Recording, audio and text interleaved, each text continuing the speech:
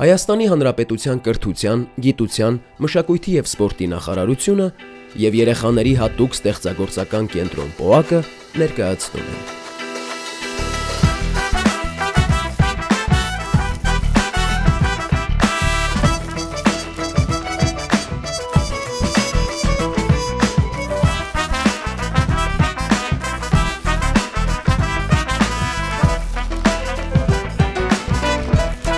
Քո արվեստը դպրոցում։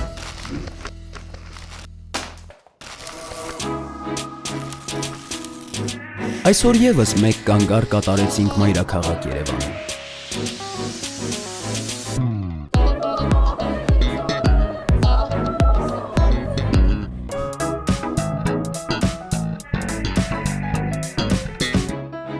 Օրվա հյուրը դերասանուհի, ռեժիսոր Նարինե Գրիգորյանն է։ Նարինե Գրիգորյան, դերասանուհի, ռեժիսոր։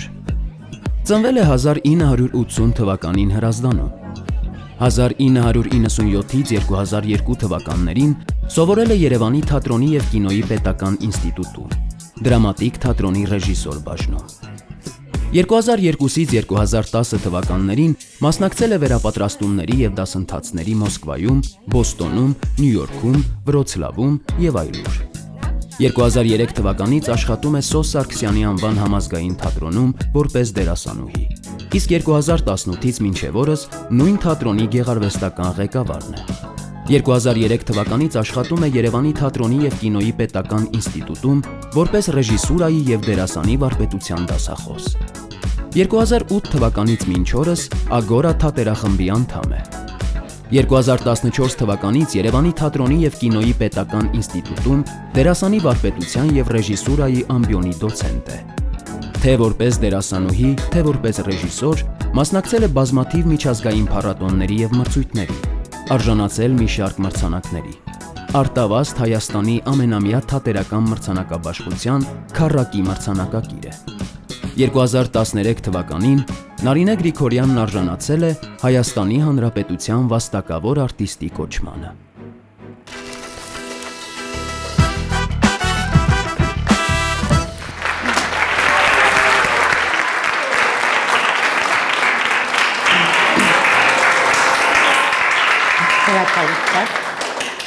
Շնորհակալություն ջերմ ընդունելության համար։ Ես Նարինե Գրիգորյանն եմ, թատրոնի և կինոյի դերասանուհի, ռեժիսոր և համազգային թատրոնի գեղարվեստական ղեկավարը։ Այսօր խոսելու ենք թատրոնից և դա իմ ամենասիրելի թեման է, որի մասին կարող եմ ժամերով խոսել, անվերջ խոսել և 25 տարի արդեն թատրոնում եմ և լինում է օրը 12 ժամ եմ թատրոնում լինում, բայց ոչ մի րոպե չեմ հոգնում։ Երևի հենց դա է ամենակարևորը, որը հենց ձեր տարիքից պիտի սկսվի ճիշտ մասնագիտության ընտրություն, որովհետև երբ ճիշտ ես ընտրում ես այն գործը, որը շատ ես սիրում, որին շատ ես ձգտում, որը քեզ երջանկացնում է, երբեք չես հոգնում։ Եվ կարող ես առանց հանգստի անվերջ այդ գործով զբաղվել և երբեք չհոգնել։ Դրա համար հիմա շատ կարևոր է, թե ինչ եք ընտրում, ինչ ճանապարհ եք գնալու, ինչ եք ուզում դառնալ և դա շատ ուժեղ սիրեք, նպատակով սիրեք, կրքով սիրեք, որպեսզի երջանիկ լինեք, որովհետև մարդ, ով իր սիրած մասնագիտությամբ է զբաղվում իր կյանքում, ինքը միշտ երջանիկ է։ Սոս Սարգսյանը ասում էր, որ մարդը ստեղծեց թատրոն, երբ ուզեց ճանաչել ինքն իրեն։ Երևի հենց դա է պատճառը, որ ամեն օր թատրոնում ես անընդհատ նոր բացահայտումներ եմ անում մարդու մասին և անընդհատ մարդը, որովհետև փոքր տիեզերք է, ամեն ինչ կա մարդու մեջ։ Երևի ձեզնից յուրաքանչյուրն էլ հետո որ սկսեք ճանաչել ինքները ձեզ,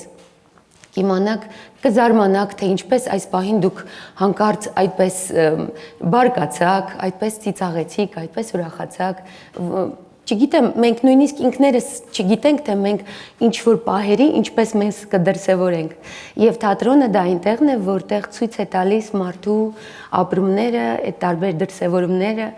եւ որքան էլ աշխարհը փոխվի, որքան էլ մենք մարդկությունը ընդհանրապես օտարանա իրարից, ինչքան կրոնապես տարբեր լինենք,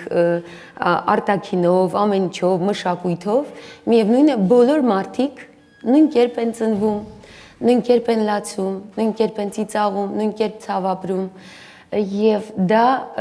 մի համընդհանուր տարածք է դառնում։ Դա հոգու այբուբենն է, որը ուսումնասիրում է թատրոնը։ Եվ ես շատ հաճախ թատրոնը անվանում եմ մարդագիտություն, որովհետեւ մենք անverջ ուսումնասիրում ենք մարդուն, նրա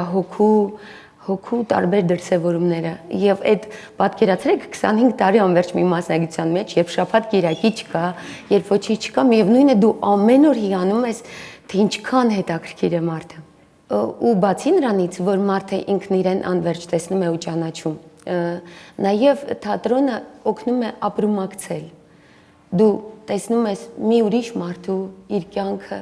իր ապրումները ու սկսում ես իր հետ այդ ճանապարհը գնալ եւ իր կաշվի մեջ մտնել, իր ցավը ապրել կամ իր ուրախությունը ապրել, կամ իր հետ ծիծաղել, իրավիճակի վրա ու թեթև տանել։ Եվ դա մեզ սովորեցնում է մարդ մնալ, դա մեզ սովորեցնում է զգալ ուրիշին ու ընդհանուր դառնալ։ Եվ ընդհանրապես ես գտնում եմ, որ դպրոցներում էլ պիտի անպայման թատրոն առարկա լինի եւ դուք խաղաք, դուք սովորեք, որովհետեւ միևնույն է ամեն երեխա ծնվելով, ամեն մարդ արարած անպայման խաղում է։ Տունտունիկ է խաղում, չգիտեմ ինչ, եւ այդ խաղի միջոցով բացահայտում է աշխարհը։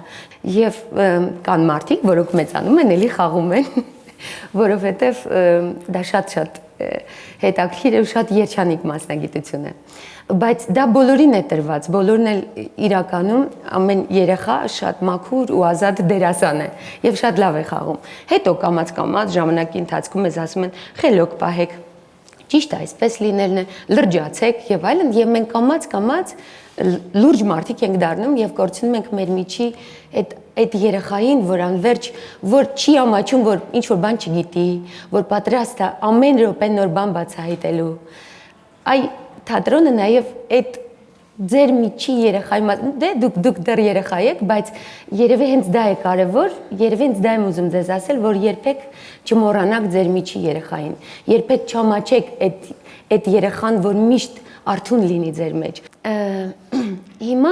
քանի որ ես դասավանդում եմ թատերական ինստիտուտում եւ իհարկե հասկանում եմ, որ հիմա դուք ուսանողները չեք, այլ երեխաներ, որոնք հետաքրքրված են թատրոնով, պարզապես ասեմ, որ ամենասկզբում մեզ մոտ ամեն ինչ սկսվում է ինքնաճանաչողությունից։ Երբ գալիս է ուսանողը, ամենակարևորը, որ սկզբից, որ մարդը ճանաչի ինքն իրեն, որովհետև որպեսզի դիմացինին հասկանաս, դու պիտի նախ ինքդ քեզ ճանաչես ու հասկանաս։ Ինքնաճանաչողությունը շատ հաճախ գալիս է մարմնից, որովհետև քանի որ մեր գործիքը մեր մարմինն է, որովհետև այս մարմնի միջոցով եմ ես հետո ցույց տալու ուսուցիչ, ցույց տալու նկարիչ, ձի, շուն, այ իմ գործիքը սա է, եթե ջութակարի գործիքը ջութակն է, դաշնակարին է դաշնամուրը, մերը այն է ինչ կա, այդ ձայնը, այդ գլուխը, այդ ձեռքերը եւ այդ մարմինը։ Դրա համար ես պարզապես ձեզ ցույց կտամ ուղղակի այն ճանապարհը, որով ինքնաճանաչողությունը եւ հետո այդ մարմնի միջոցով այլ կերպարները ինչպես է ստեղծվում։ Նախ պիտի կարողանալ առանձին հասկանալ քո մարմինը, ինչ ունի քո մարմին, ինչից է բաղկացած եւ դա առանձին հասկանալ, զգալ, ճանաչել։ Տեսեք, մենք ունենք դեմք եւ դեմքը ունի միմիկաներ, չէ, եւ այդ միմիկաների միջոցով մենք արտահայտում ենք տարբեր զգացմունքները, հաճախ ինչ որ կերպարի, որ միշտ տխուր է, ինչ որ մեկը, որ միշտ ծիծաղում է, ինչ որ մեկը, որ խիստ է, մեկը, որ կասկածամիտ է, մեկը, որ միամիտ է, մեկը, բայց այդ ամբողջը միմիկայի շնորհիվ եւ դա մեր դեմքն է։ Հետո մենք ունենք գլուխ, ունենք վիզ եւ այդ վիզը առանձնացնում է մեր գլուխը, հա, կամ առանձնացնում է մեր մարմինը, բայց երբ դու առանձին հասկանում ես, թե գլուխը ինչ կարող է անել, ինքը իրենից ինչ է ներկայացնում, դա շատ կարևոր է, որովհետեւ կարող է քո խաղի մեջ պետք լինի միայն գլխով խաղալ։ Միայն գլուխդ է խաղում։ Օրինակ, մարդը կոմայի մեջ է եւ միայն գլխով է կարողանում, հա, մնացածը թուլացած է եւ միայն ինքը գլխով է կարողանում արտահայտել ինչ-որ բան։ Եվ այդտեղ շատ կարեւոր է, որ ամբողջ կենտրոնացումը գլուխը լինի։ Հետո ունենք ուսերը, հա։ լինում է, որ ասում են այս դերասանը այնքան հետաքրքիր է մեջքով խաղում եւ շատ հաճախ դա հենց մեջքի խաղը դա ուսերն են կամ չգիտեմ, բայց երբեմն կարող է պետք լինել, որ միայն ուսդ մի բան ասի։ Ուսից հիմա հետո իջանք ներքև։ Տեսեք, առանձնացնում եմ ամեն ինչը, հա, հետո ուրցքը, հետո այս մասը, որ այսպես առանձնացնում ենք, ինքը առանձին է աշխատում, իհարկե ունենք ձեռքերը, որը ամենաշատը օրինակ մարդիկ կան, որ ձեռքերով շատ են խոսում, որովհետև ամբողջ զգացմունքային ուժը գալիս է ձեռքերից իրականում։ Եվ օրինակ ես շատ եմ ձեռքերով խոսում, անկախ նրանից, թե ինչպես եմ կարողանում մտքերս ձևակերպել, բայց անverջ երևի զգացմունքներս շատ են լինում, անverջ շարժում եմ ձեռքերս։ Ձեռքերի վրա կան մատներ, կարող եք անել իդեպ նստած, ուղղակի փորձենք մատները շարժել, որովհետև դուք հարթնացնում եք ձեր զգացմունքները, երբ հարթնացնում եք ձեր ձեռքերը։ Լավ։ Հետո էլ ինչ ունենք, ասեք, դուք ասեք, որ դուք էլ մասնակցեք։ Էլ ինչ կա, որ առանձին ինչ ոտքերը, ճիշտ է։ Ոտքերն էլ ենք առանձին հետո աշխատեցնում, դա տարբեր վարժություններ կան ոտքերի, ինչու է ծիծաղում։ Հա, հետո կա կոնքերը, որ սա էլ առանձին, օրինակ կարող է վերևը ներքևը ուղղակի լինել, վերևը առանձին աշխատել, բայց ձեր ներքևը գնում է, հա, ասենք, օրինակ, այդպես։ Նկատի ունեմ, որպեսզի միշտ կարողանալ տարբեր վարժություններ անել, կամ օրինակ բռնում են գլուխը եւ այս մնացած մարմինը ոտքերի շնորհիվ աշխատում է։ Բայց այդ որպեսզի կարողանաք անել, դուք պիտի ամեն ինչը առանձին զգաք։ Եվ հենց երբ արդեն դու քո մարմինը առանձին ճանաչում ես, քո ձեռ, այսինքն գուցե կանգնած է մարդ ու շատ լարված ու անհանգստությունը միայն մատների միջոցով է ցույց տալիս։ Տեսել եք գուցե դաս պատմելիս, երբ անհանգիստ է, լավ է սովորել անգիրը արել, բայց վախենում է, չէ՞։ Կարող է միայն այսպես, որ կանգնած է գրատախտակի մոտ, մատների միջոցով տեսնում եք իր լարվածությունը։ Կամ օրինակ մեկը այսպես անում։ Միայն ոտքի, չէ՞։ Բայց հենց այդ տեղա դերասանությունը, երբ սկսում ես այդ ամեն ինչը տպավորվում է մեջդ շատ ուժեղ, բայց դու պիտի ճանաչես քո մարմինը, որպեսզի կարողանաս այդ ուրիշինը արտահայտես այս գործիքի միջոցով եւ որպեսզի արտահայտես պիտի կարողանաս առանձին զգալ հենց այդ ոտքդ, առանձին զգալ գլուխդ, որպեսզի հետո այդ մարդու յուրահատկությունը կարողանաս արտահայտել։ Օրինակ մարդը ամենաշատ արտահայտվում է իր քայլվածքի մեջ։ Քայլվածքից երևում է, թե ինչպիսի մարդ է։ Եթե շատ ուսումնասիրող ես, օրինակ մարդ կա, որ շատ է ուտում եւ փորով է մտածում, այսինքն փորով է քայլում։ Տեսեք, ընդամենը կենտրոնացումը դնում է փորի վրա ու փորով է քայլում, որտեղ փորն է կարևոր։ Մարդ կա, որ գլուխն է կարևոր, մտքերը շատ են, ամենակարևորը գլխի մեջ է, այսպես ասենք գլուխն է, գլխավոր տանողը իր գլուխն է։ Մարդ կա ձեռքերն են իր տանում առաջ, էլի, ոնց որ ինքը անդադ ձեռքերով է գնում։ Այդպես էլ կա։ Էլ ինչով կարող է շարժվել մարդը, ասեք։ Էլ ինչ, եկեք կոնքերով։ Հա, այդ որ շատ են պոդիումին մասնակցում, չէ, երևի որ ուզում են ցույց տալ, որ հա, իրենց կոնքերով մտածելու հնարավորություն, անդադ սովորեցնում են կոնքերով քայլել եւ ցույց տալ դա։ Հիմա ես ձեզ ցույց եմ տալիս, ոնց ենք մենք կամած մոտենում կերպարին ու սկսում իրեն ստեղծել, որովհետեւ անպայման մտածում ես, թե որտեղ է իր մտքի ծանրության կենտրոնը, ինչպես կքայլի, դրա համար օրինակ շատ հաճախ կոշիկը շատ ավելի կարևոր է լինում կերպարի, առաջին հերթին կոշիկն են հագնում կերպարի, որովհետև դա մի նոր քայլվածք է տալիս։ Լավ, մի խոսքով մարմինը ճանաչելուց հետո եկեք մյուս կարևոր բանը, որ շատ կարևոր է այս մասնագիտության մեջ եւ դրա համար եմ ասում, որ նաեւ թատրոն պիտի դպրոցում անցնել, դա կենտրոնացումն է, որ պիտի շատ ուշադիր լինել, որովհետեւ պիտի այստեղ ու հիմա ներկա լինել։ Որովհետեւ եթե այդ պահին բաց թողեցիր քո խաղընկերոջը, կորցնում եք ամբողջ այդ ուժը, ինչը։ Իմաստը։ Հա, իմաստը, այն էներգիան, որը պիտի փոխանցեք։ Ուղղակի այսպես անջատված երկու հոգի կանգնում են, մեկը տեքստ է ասում, այն մյուսը տեքստ է ասում։ Բայց իրականում իրար լսելու, իրար փոխանցելու, նա ասեց դու հետ վերցնելու այդ կենտրոնացումը կա։ Եվ հիմա ուղղակի մի փոքր վարժանք իրար հետ անենք, պարզապես այս դիմացի նստածներ կգաք եւ կլոր շրջան կազմեք։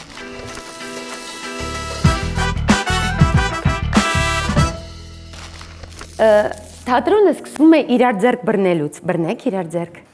որովհետև բոլոր մյուս արվեստները նկարչություն, պոեզիա, էլի դուք էլ ասեք,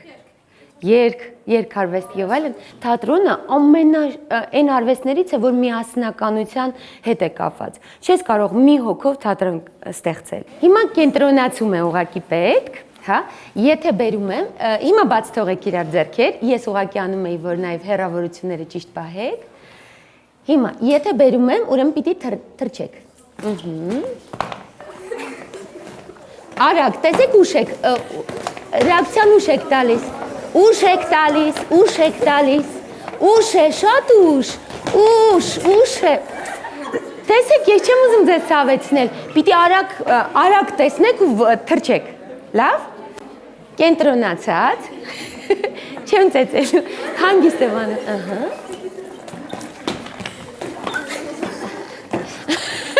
Միջև հասնելուց ինչքան թրվռացի։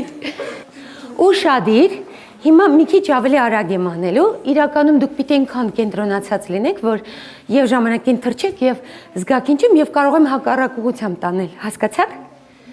Սկսեցինք, այստեղ դեռ շատ եք, հա, ոնց որ։ Եկա։ Ապրեք։ Այ, ես եմ մեղավոր ուզեցի վերև բարձրացնեմ։ Գնալով շատ ավելի բարդ վարժություններ կան, որոնք եթե ուշացնում ես, կենտրոնացած չես նկատում, շատ ուժեղ ցավ է լինում։ Եվ ինչքան ֆիզիկապես հասկանում եք չկենտրոնացած լինելը, ինչ մեծ ցավի կարող է բերել կամ դիմացինին ինչ վտանգի կարող եք բերել, այդքան ձեզ թույլ չեք տալիս անջատվել։ Որովհետև եթե ներկայացումը ժամ ու կես է կամ 2 ժամ, պիտի այդ ընթացքում գերկենտրոնացած լինել։ Հիմա այդ վարժությունն է, եկա, բայց իրար ձեռք բռնեք, որ մի քիչ դիստանցիաները լինեն։ Մեկ անգամ էլ անում եմ, գերկենտրոնացած լինենք։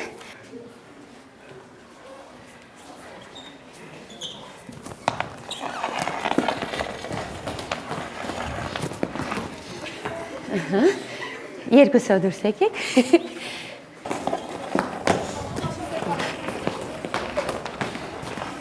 Լավ, վերջ։ Քանի որ այսքանն ենք այստեղ, էլի բռնեք իրար ձեռքեր, որ հավասար լինեն հեռավորությունները, եկեք մի ծափ այսպես շրջանով անենք։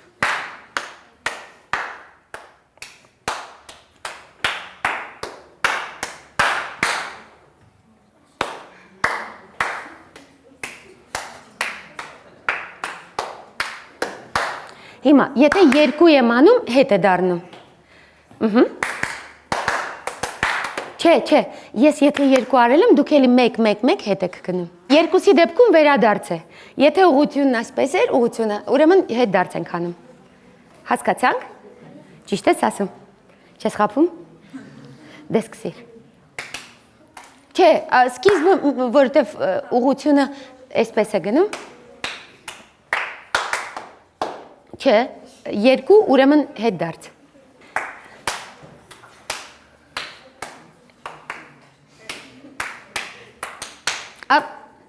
Երկու, ուրեմն մի քիչ արագ խփեք, որ մյուսը չհասցնի խփել, բայց ուշադիր եղեք, որտեվ յուրաքանչյուր կարող է 2 հատ խփել։ Լավ, եկեք մեկ անգամ էլ փորձել, կստացվի, բայց տեսեք, ինքը իրականում, որ մի քիչ խաղաք, շատ հեշտանում է ու շատ պարզ խաղ է, բայց ընդամենը մի փոքր բան է պակասում, կենտրոնացում, ընդամենը,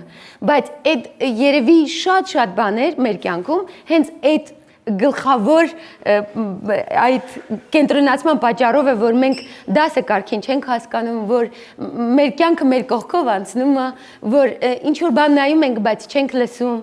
որովհետև կենտրոնացումը շատ կարևոր է։ հա, եկեք մեկ անգամ էլ փորձենք եւ ձեզ բան անեմ, ազատ արձակեմ։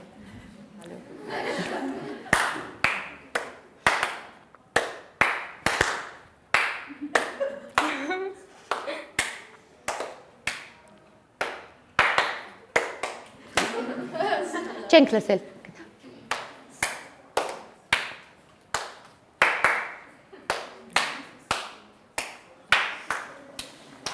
Լավ, շնորհակալություն։ Խորհուրդ եմ տալիս, սա որովհետև միայն թատրոնի հետ չի կապված, միևնույն է շատ հետաքրքիր խաղ է եւ կգարժանեք, որ շատ արագ եք խաղալու։ Դուք որովհետև ծափ եք տալիս ու ցույց եք տալիս, որ դու ես, բայց որ ծափ եմ տալիս ու ցույց չեմ տալիս, որ ուղղությունն է եւ այլն, բայց բոլորը կենտրոնացած զգում են, այս շատ լավ կլինի։ Շնորհակալություն, զբաղեցրեք ձեր տեղերը։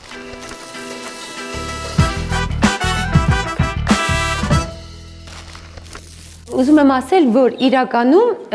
դեպի թատրոն գալու եւ այդ ամեն ինչը թե ինչը մարդ սովորում ընթացքում, այդ ինքնաճանաչողություն, երևակայություն, անվերջ ներկայություն, այսպես շատ են եւ այդպես դուք հետո ինքներդ եք զգում, թե ինչպես եք որպես մարդ ձևավորվում, ինչքան շատանում է ձեր տեսադաշտը, թե ձեր հոգու տեսադաշտը, այդպես ասեմ, թե ձեր երևակայությունը եւ թե ձեր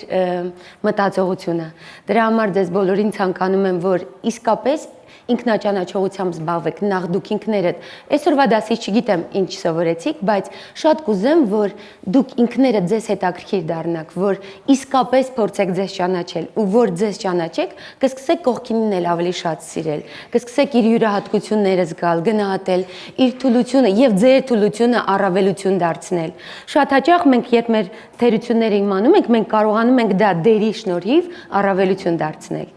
Եվ դրա համար իմացեք, ոչ մի սահման չկա, ոչ մի թե երևակայության, թե հասնելու, թե նպատակի, ուղղակի ճիշտ նպատակ դրեք եւ գնացեք դեպի այդ նպատակը եւ ճանաչեք ձեզ ու ձեր բոլոր եւ այնքան խելացի եղեք, որ կարողանաք ձեզ ճիշտ ուղղորդել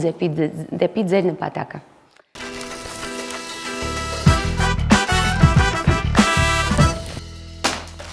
Կյանք ու կռիվ երկու ֆիլմում նկարահանվելիս խուլ ու համր դերը խաղալը շատ դժվար էր կամ այդ դերից հետո ձեր կարծիքը փոխվեց խուլ ու համր մարդկանց մասին։ Շնորհակալություն հարցի համար։ Իրականում շատ հետաքրքիր էր, երբեք դժվար չի, ուղղակի դու հասկանում ես, որ հիմա մի նոր բան ես բացահայտելու, նոր հաղորդակցման մի նոր ձև ես սովորելու։ Իրականում ես ինքս քանի որ ձեռքերով արդեն շատ եմ շարժում, ինձ համար ձեռքերով խոսալը արդեն շատ հետաքրքիր էր։ Տարօրինակն այն էր, որ պարզվեց, որ կա նույնիսկ սրա հայերեն առանձին, սրա ռուսերեն առանձին, այսինքն դա համաշխարհային լեզու չի մեկ ընդհանուր, եւ դա մի քիչ ինձ թվում է բարդացնում հենց խուլ ու համրերի կյանքը, բայց իրականում շատ հետաքրքիր էր եւ մենք գնացինք ու մեզ սովորեցրեցին, որովհետեւ եւ առաջին կյանք ու կռիվ առաջինի եւ երկրորդի ովքեր պիտի այս լեզվով խոսեինք, իհարկե միասին էինք սովորում եւ դա եւ շատ հետաքրքիր էր եւ հետո երկար ժամանակ փորձում էի դրանով խոսել, բայց հետո անցավ ժամանակը։ Բայց մի անգամ մասնակցեցի խուլ ու համրերի փառատոնի Մոսկվայում եւ որ տարբեր ձև են ծափահարում աշխարհի տարբեր տեղերում, դե սովորաբար այսպես են ծափահարում։ Գերմանացիները որ շատ են սիրում, ոտքերով են ծափահարում։ Իսկ խուլ ու համրերը այսպես են ծափահարում, ու այդ շատ հետաքրքիր էր, որ ներկայացումը խաղացիր վերջացրիր ու ոչ մի ձայն չկա, բայց բոլորն այսպես են անում։ Հետաքրքիր էր դա, որպես աշխարհի տարբեր համերի մի նոր որակ։ Ինչու ընտրեցինք հենց դերասանությունը։ Մանկուց եք երազել դառնալ դերասանուհի։ Այո, մանկուց եմ երազել դառնալ դերասանուհի եւ ինչ-ինչ հիշում եմ, որ ուզում էի դառնալ դերասանուհի, բայց ընդհանրապես ծնողներիս, պապերիս, ապուպապերիս մեջ չկար ոչ մի արվեստագետ եւ բոլորը մաթեմատիկներ էին եւ մենք բոլորս ամեն օր այդպես մեր տանը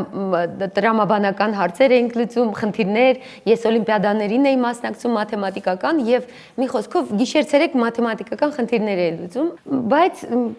տարօրինակ էր, որ այդ ցանկությունը դերասանուհի լինելու, այդ գիտակցումը, որ ես լինելու եմ դերասանուհի, միշտ եղել է մեջս։ Եվ երբ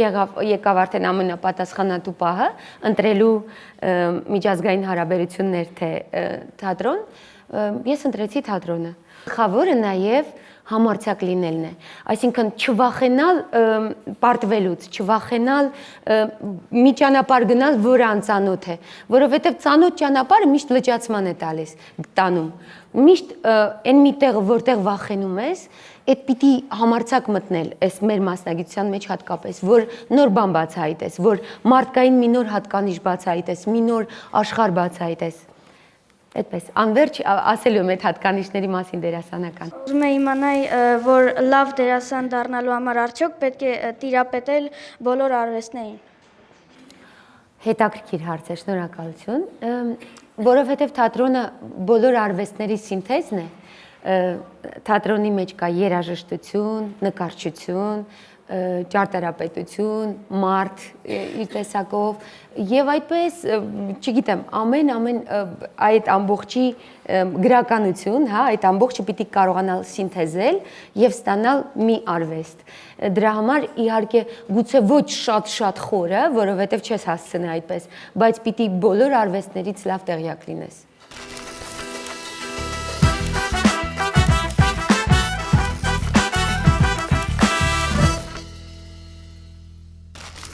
Որն է ձեր ամենաջերմ հիշողությունը մանկությունից։